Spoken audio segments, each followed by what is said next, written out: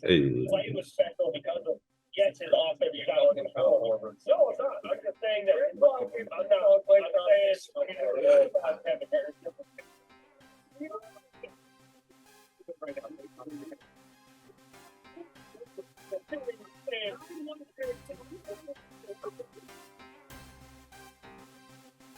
Yeah. Yeah. Kings. Hey. Did you see that game? Hey, what a game, Kings. Get it. Get it.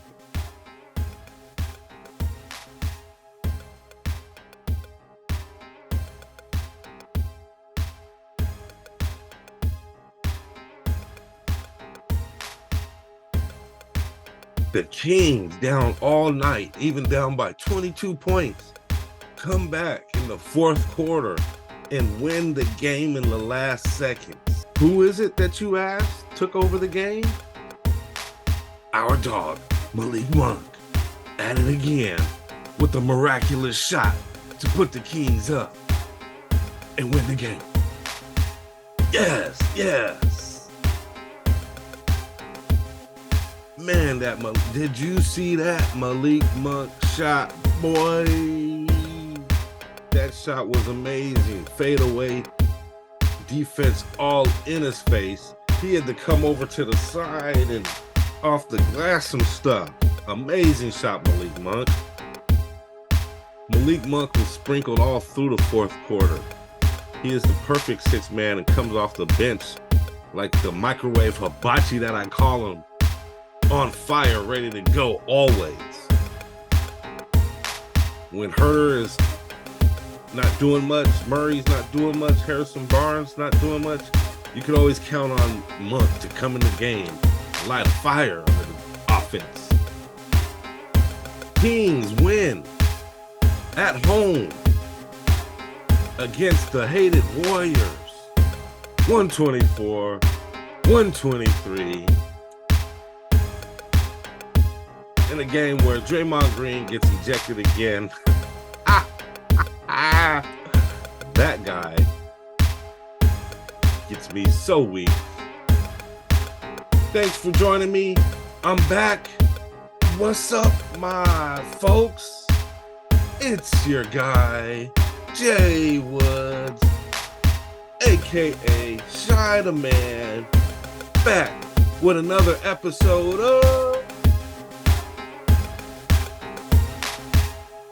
the King's Morning After. Cup of Joe and Jay.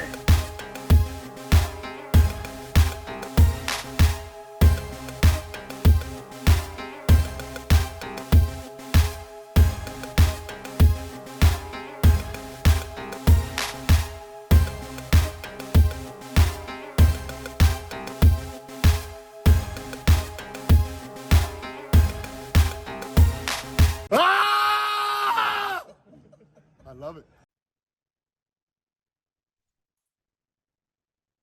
Oh, yeah. That cup of Joe is good this morning after beating those Warriors. Yeah. So on a night that was a tournament game, in-season tournament game, King's fourth game of the tournament, after this win, they are 4-0 in tournament play. So they move past group play and they go on to whatever's next. I don't know. They keep calling it the knockout round. So they're on to the knockout round. This is great. And last night, Charles Barkley was even asking some questions about the in-season game, and I'm with him. I don't really understand some of this. It's like, okay, so now the Kings get a home game because they had a better record than who they're playing next. And that game is on the schedule or it's not on the schedule. So I saw the time, it said December 4th. And looking at the schedule, the Kings don't have a game on December 4th. So what I don't understand is, are they going to add a game to the Kings season? Are they going to take away a game from the Kings season? And where, you know, I'm still a little confused about this stuff. So we're going to just go ahead and let it play on. But the Kings at home, in my opinion, needing this victory, a must win, because they have gone 0-2 against the Warriors this season. Do we really want to go 0-3 against the Warriors and lose, take our first loss in the in-season tournament, and almost had a chance of the Warriors advancing over us if they would have beat us by 12 points? So no, the Kings held it down. Malik Monk wasn't having it. He came in the game and took over the game. He made sure we won that game with that last-minute shot. I wouldn't have rather had it in anybody else's hands. With Fox, he was hitting shots, but he was missing free throws. So, man, just the way Malik Monk came in, just the way our dog came in, Malik Monk, and finished that game, man, that's my black, 1 tablespoon of creamer.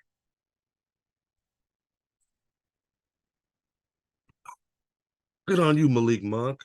Good on you. I got a little bit of stats for you. So the Kings won at home, 123-124. The Kings are now 10-6, and the Warriors are now 8-10. Warriors had a couple leading scorers, and Stephen Curry and Andrew Wiggins waking up for the season, both having 29 points, both having 10 rebounds from the guard positions. Second leading scorer was Klay Thompson with 20. Off the bench, Moses Moody came in and was on fire. There was a point when Moses Moody was in the game, and he hit like 3 threes in a row, and they took him out for Andrew Wiggins. I was like, wow, man, he's on fire. You guys might want to leave him in. This is a game where Chris Paul only played 5 minutes and was injured. He was in the back limping around. He only had 3 points.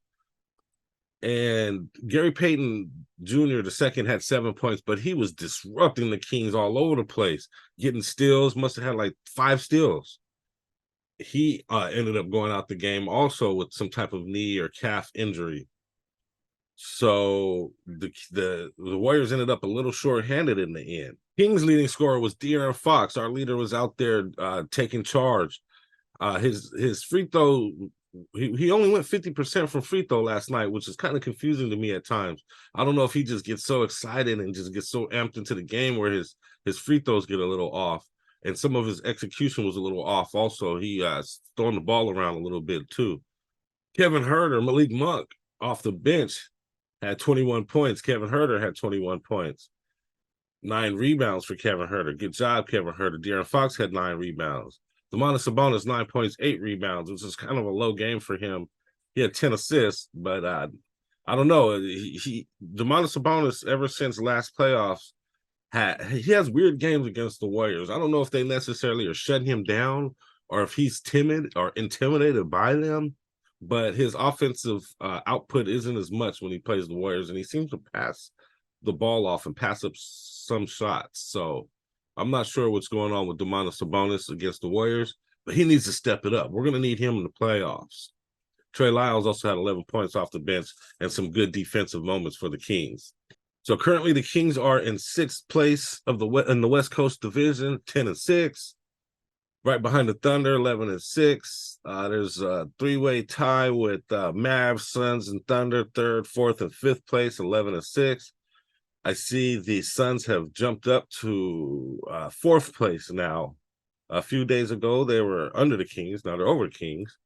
And then on top of the division is still the Timberwolves at 13-4.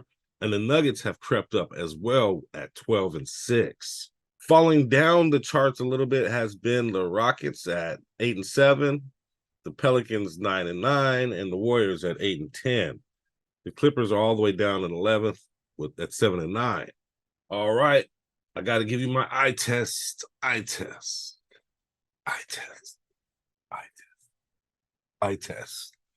My eye test for today.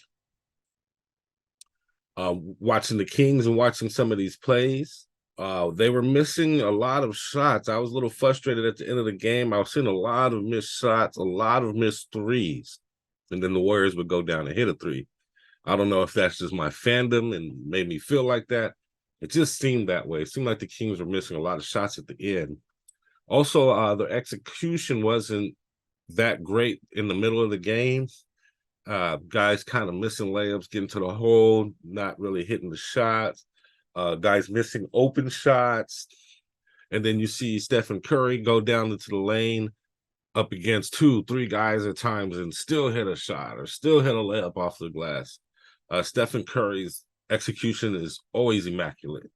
Also, just watching the game, Klay Thompson, you know, he is. I wouldn't say he's struggling, but he's not necessarily the same guy that he was during the Warriors championship run. Appears that Wiggins woke up a little bit. He's been struggling a little bit. He had a very good night last night with 29 points. And their team has a lot of chemistry. Looney didn't take over down low. He only had 5 rebounds. He didn't have 50 rebounds like he did in the playoffs, but they have good chemistry. That team, the Warriors, have really good chemistry. Charles Barkley was saying that they're cooked and they're old and all this. I don't know. They're still a really good team. They're still a really good cohesive team. And they have a couple young guys that are coming up too that they're developing. Moses Moody and Kuminga. Now, they felt like they had one in Jordan Poole, but situation with him and Draymond Green, they might have lost one because of Draymond Green. They chose Draymond Green basically over Poole. They chose their veteran over the new hotness. So that might have put their development back a little bit. You know, they're an older team, so, you know, they got to get a little younger, in my opinion, and develop that new generation if they want to keep winning at the high level that they are, or that they did. The Kings were able to come back in the end. They were down by as much as 14 points all the way through the third quarter. Throughout the game, I just didn't feel like the Kings were going to have enough to come back. In the fourth quarter, they whittled it away. Fox drove to the hole over and over, getting fouled, except he was only 50% from free throws. So Fox needs to work on that. He definitely needs to improve on that. As a guy that drives to the hole and gets fouled as much as De'Aaron Fox does, he definitely wants to be a good free throw shooter. He definitely wants to be better than a 50% free throw shooter. In the end, the Kings did a good job of rebounding. Harrison Barnes did a decent job in the end. Trey Lyles did a decent job helping out Sabonis. There was a couple passes in crunch time that were thrown away. Harrison Barnes threw one away. Fox threw one away. So to me, the Kings need to work on their execution and closing games out in the end of games. Even though this game, they eventually got it together and did close the game out with decent, okay defense, decent rebounding, and really good offense. Your guy, Draymond Green, can't keep his emotions in check and got thrown out last night. You know, re-looking at the play where he got thrown out, he probably shouldn't have gotten thrown out for that. It might have just been a technical, but that might have been his second technical. I can't remember. He was doing some type of arm gesture, and I think the ref misinterpreted that. He was trying to say he was hooked, I think is what he was trying to say, but in the heat of the moment, as soon as Draymond did it, it kind of looked like he was like calling the ref or like telling the ref to come here, or like almost looked like he was inviting the ref to like a fight or a confrontation or something. So at first glance, it kind of, I could see why the ref checked him up for it. It looked like he was showing the ref out. If the ref would have waited a second or two, would he have gave him that tech? Probably not. I think he might have misinterpreted what Draymond Green was saying or trying to do. But all in all, I mean, he was still grandstanding. He was showing up the ref. You know, most refs are going to call a tech, and I want to say that was his second tech, and that's why he got thrown out. So after Draymond Green, 6-game suspension, he comes back and gets suspended. So we know Draymond Green gets technicals.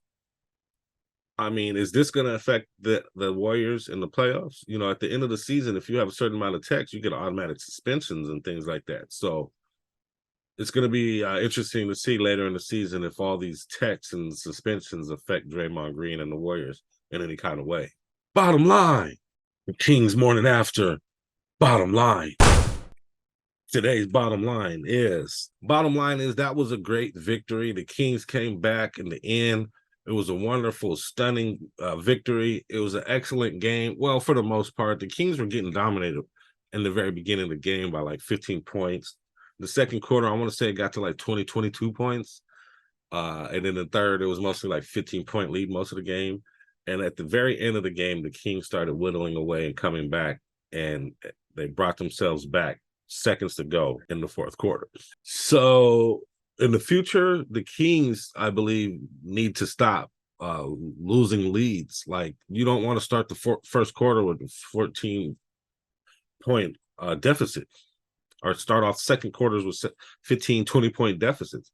That's just putting yourself through too much. It's making it too hard to come back. You got to score like double the amount of points the other team does for like a full quarter just to come back from something like that. So they need to keep these games a lot closer, make sure they're staying consistent with their scoring and their offense, and game to game don't look different every game. Like, let's get a style of play, let's get a flow for our offense. These games where we do really good, let's do that again. Let's copy our success. Let's get our offense down. Let's get our name for ourselves. Let's do what we do and make teams try to stop that. Okay, shooting night from Herder. Actually, good shooting night from Herder with 21 points. It's decent. Malik Monk with 21.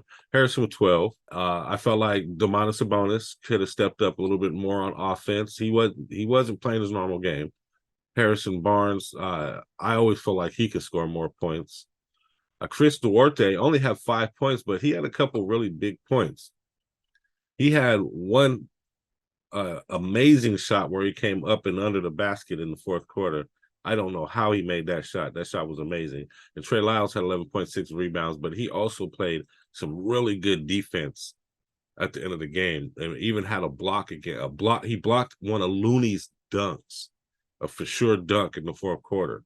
Sasha Vezenkov, he had 15 minutes and 8 points, but he hit a couple really big 3-pointers that were really smooth in the later in the game. So all these guys, even though they're not scoring a ton of points, they're doing some damage, and they're doing some things in the fourth quarter to help. So good chemistry for the Kings. Keep on working on being consistent and not letting these teams jump off to big leads. And let's work on our execution and closing out games. That's my bottom line. All right, coming next, guys, we got wonderful LA Clippers. I don't know why I called them wonderful, but hey, they're the LA Clippers. They have the beard now. They have James Harden, and obviously they already had Paul George and Kawhi Leonard. So a lot of people expected them to do a lot better and be a little higher in the standings. That chemistry hasn't really hit yet. They haven't been super dominant yet, but they do play the Clippers at home Wednesday, which is actually tonight. They play the Clippers tonight. Did I say 6 p.m.? I know that doesn't say 8 p.m. Okay, I just realized my freaking Kings calendar is Mountain Time, and it's telling me the game is at 8 o'clock, but actually it's at 7 o'clock. So, well, Pacific time, it's at 7 o'clock. So if you're in California Pacific time, we play the Warriors today at 7 o'clock, 7 p.m., Wednesday, November 29th. Should be a good game. Should be an interesting game. I want to see how the Kings do against the Beard, see how they do against some of these aging stars that the Clippers have, and hopefully we can just run it up. So, guys, that's pretty much all I have for today. Hopefully you liked some of my commentary, the stats I gave, any of the interesting comments or takes that I had. If so, please click the like button. It'll help me out. I'm a new channel. I'm on the come up. I need subscribers, I need likes, and I need to kick this algorithm's butt. So please hit the like button. Please subscribe.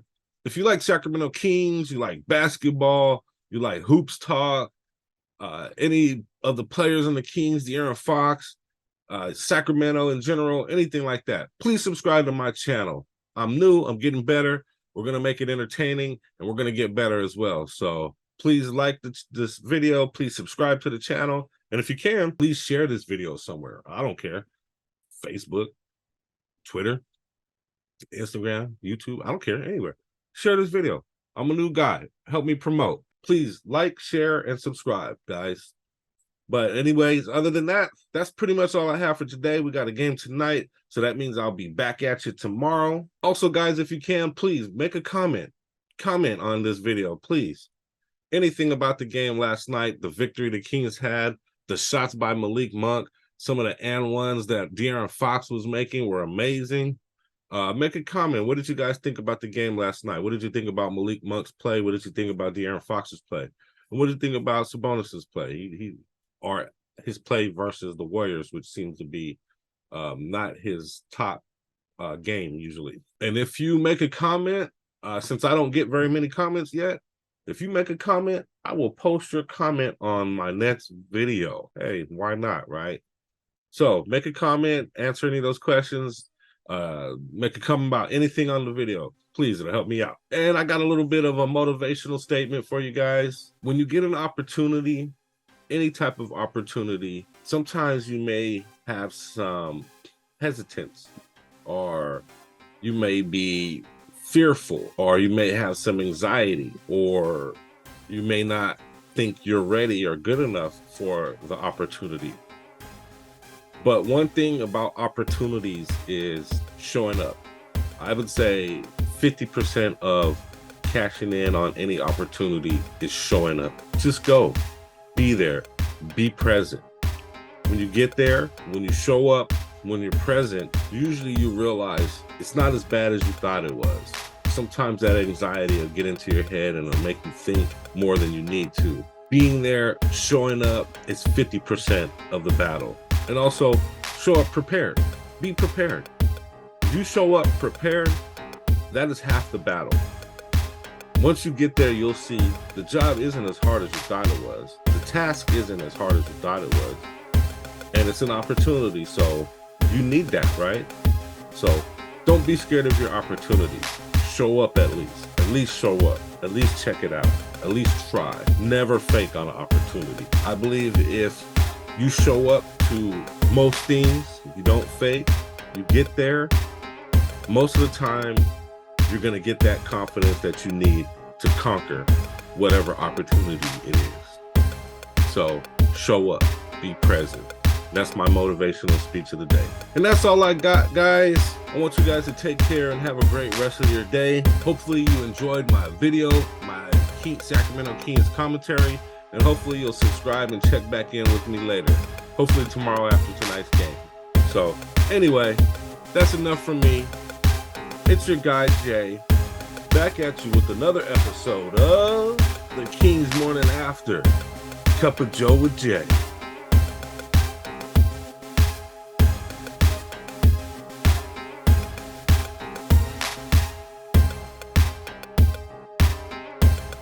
It's good.